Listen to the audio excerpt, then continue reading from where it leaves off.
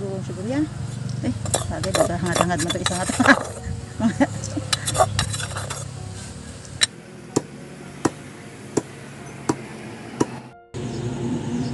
Ayan mga ka-sisters, ako nang bayuhin yung ating dried na tuyo na kasaba or balinghoy. Gagawin ko dito ay sasalain ko na pagkaingay. Mayroon talaga pag malapit sa kalsada. Ayan po mga ka-sisters, ang gagawin ko dito ay sasalain ko siya para pinong-pino yung lalabas. Ito yung proseso ko lang ng pagsala para medyo malinis na yan. Oh, pino nga. Ayun, Maya, natira na yung sa taas. Ito, ang tira na to, babayuhin mo ulit yan. At saka, gawin mo ganyan din. Lalagay mo natin yung mga malalaki. At sobrang puti niya.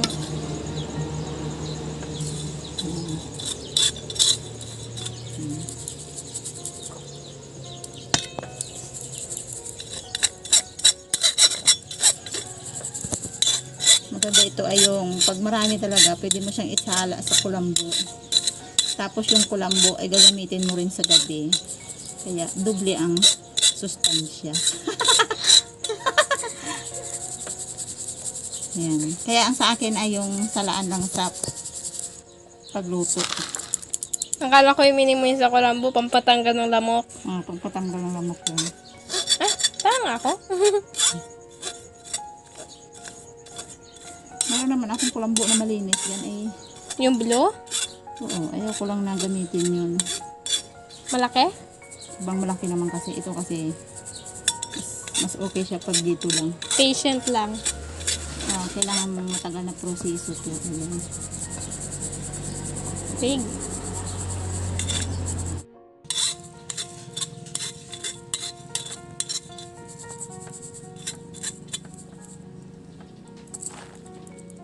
Sour na.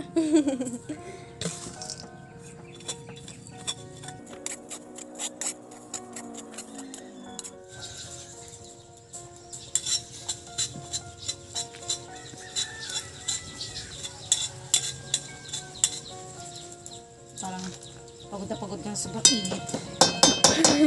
Napagod ka sa init. Oo nga, sa init. Init talaga. Hindi pa rin umuulan dito. Talaga namang init-init to. Nag-ulan, pero patikim lang yun. Nagpatuyo lang ng lupa. Yung merienda mga ka-sisters na ginagawa ko, ito, mas masarap ito pag tag-ulan. Yan. Tapos lalo ko ang ibangga mo dito na ulam ay yung hugita na sariwa. Sus, pagkasarap. Yan. Kailangan pinong-pino kasi. Ito, pwede pa yung gawin hanggang sa maubos. Eh dahil sa kami lang tatlo mga ka-sisters, ito lahat yung aking gagawin ngayon. Yan o, marami na. Ayan. So, ililipat ko siya dini. About Tagalog. Dini. Ililipat ko siya dito sa medyo malaki-laking planggana. Yan. Tapos, tatakpan ko muna. Dahil ito ay itatago ko. At para sa sunod ay may gagawin uli akong pang-merienda. May bulong lang ako sa inyo mga ka-sister. Tago yan. Pero sa sunod, burok na yung bago mailabas. Kaya mga iba doon pagkain, sayang. Tama. Sobra ng tago si mama eh. Oh. Ano mga ka-sisters, gagata ako ng siyempre, niyog. Gagata, niyog yun. Gagatain ko na itong gagatain ko na itong niyog mga ka-sisters. Bali, kunting gata lang ang kukunin ko dito. So, isang kamay lang ang ginamit natin para kunting ano lang yan.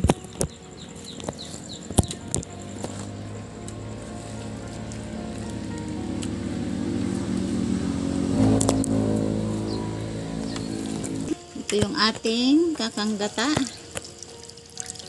Wow, paano malalaman na yung mangkok lang talaga yon? Unang gata. At wala ng kasunod na gata.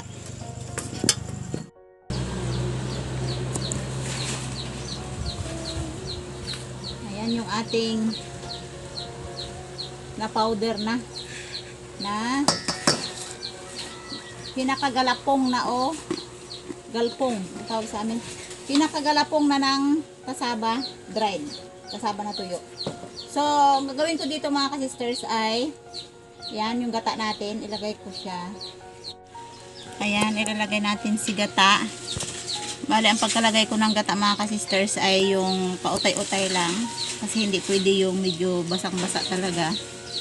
So, estimate lang natin. At kung kulang yung gata ay pwede natin siya dagdagan ng tubig. Ayan.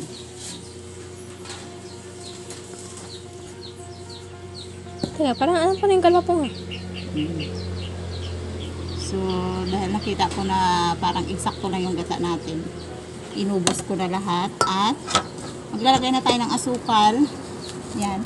Bali yung paglagay lang ng asukal mga ka-sisters ay depende sa gusto mong tamis or estimate ko na. Yan.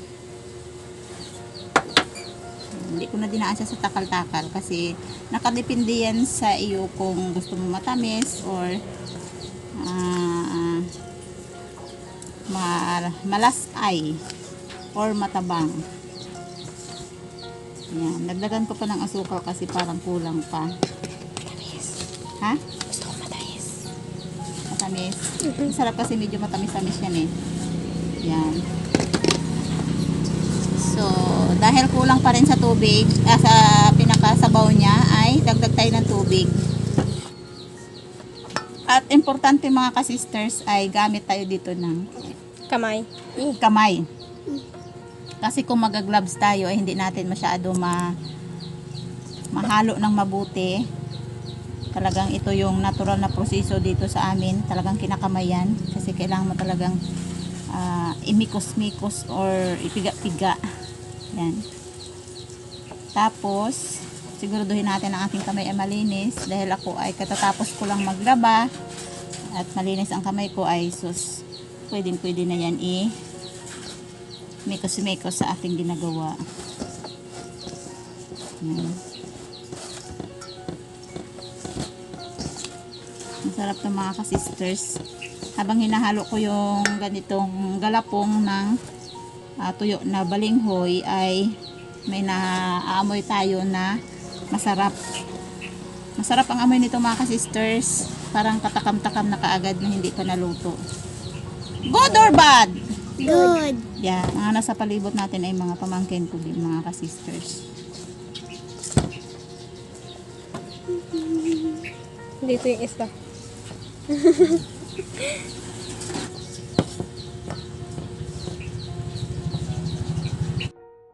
Ito na mga ka-sisters, tapos na yung ating ginawang tuyo na kasaba or kakanin natin ngayon. So, ang proseso nito ay ito na yung ginawa kong butas-butas na lata. Ayan yung butas-butas natin, talaga namang solid ang pagka-butas-butas.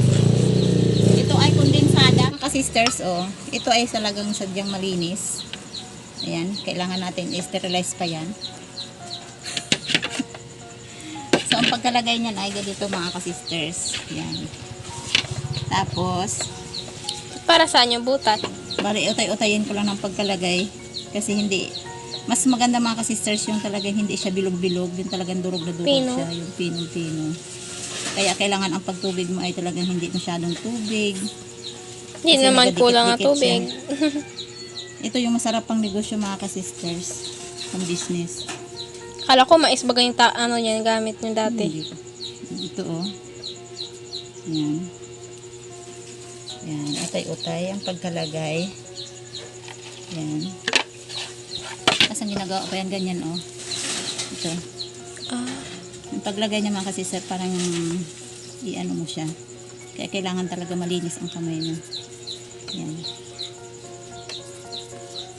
Kapag humawa ka nito ay kailangan wala ka ng ibang gagawin kundi puro lang ito. Tapos pino nga. yan. At saka huwag i-ganyan. Pero hindi mapasukan ng hangin? Hindi, para hindi siya kasi pag yan dinukdok o diniin hindi siya maluluto. Kailangan ganyan lang siya. Ah, wala pala yun. Tapos gagawa ako ng dalawa. Ito yung isa mga ka-sisters.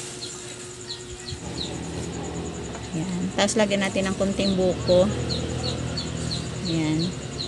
Hindi ko alam may pwede pa palang ihalo doon. Yan. Konting buko lang. Maliban sa buko, mabuko lang talaga.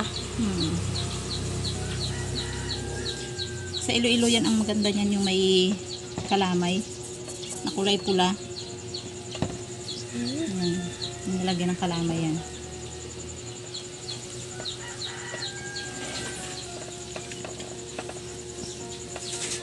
So takpan muna natin ang natira.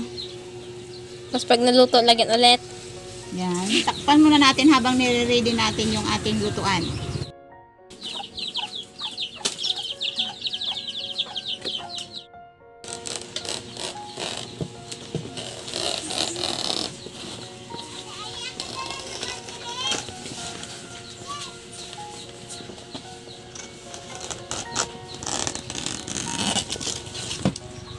Wow. Yan pa ang pambalot mo? Kasama yan. Ay, Oh, sayang. halos wala pa naman dahon saging ngayon. Ang mga saging dero sa sobrang init. Ay, Namatay gakprorot. yung ibang saging eh. Gakprorot ba? Damay na naman ng iba dyan. Hindi naman ginaano. Basta pag si tita. Inosente yan taay. Inosente dito. Lugar kita na ako parang tipo na tatlo mo.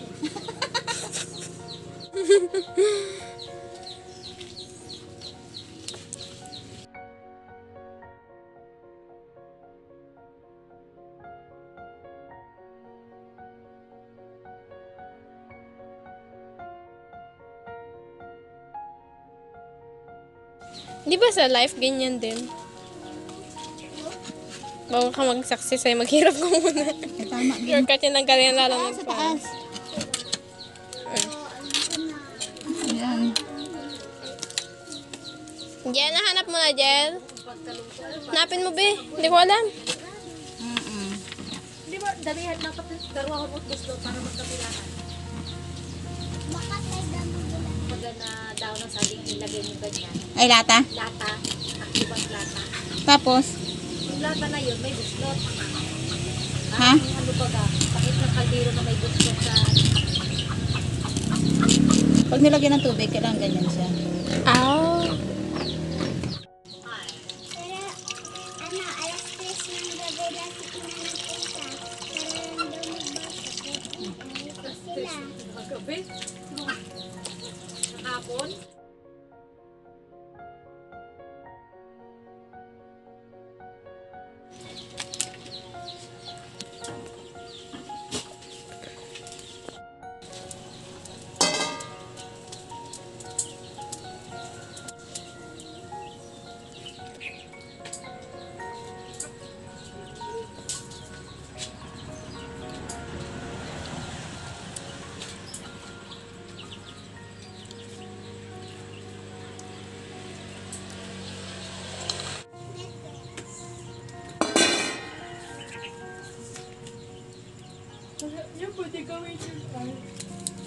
Lalo pag yung medyo malalaking tulingan, Oo.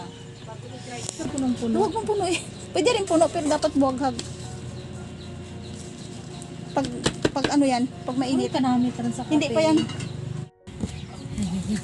Mas nakaabang na. Wow! Tinidor! Sa likod, Indian, tinidor! We're excited ka agad tita eh. Yun o, masarap. May buko o. Ay, yung buko. Yan. Oo, may buko masarap. Ayan, bebe. Tikman natin ang luto ni ka-sister. Unang tikim, bontis. Wow, daw dami ka dyan ah. Luto nang no. Di mo na ako tigo magtanaw.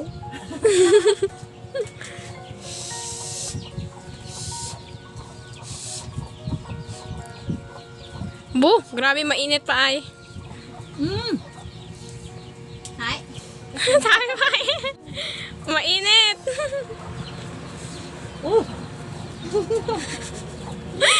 Sabi na.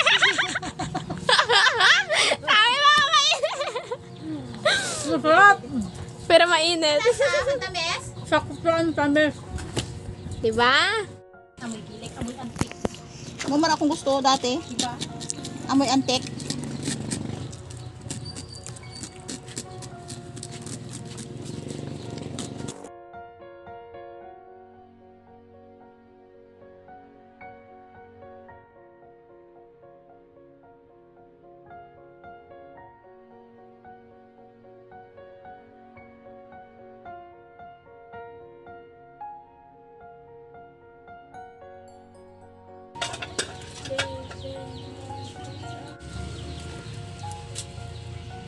Yun.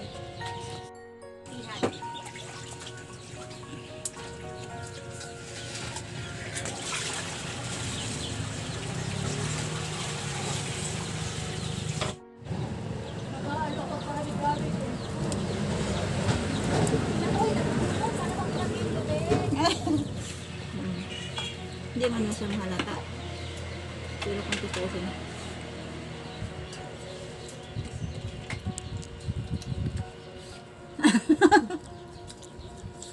Kunti lang. Nagbuak siya. Oh, kakaunam ho nga. Hindi man. Hindi ah. Diyan.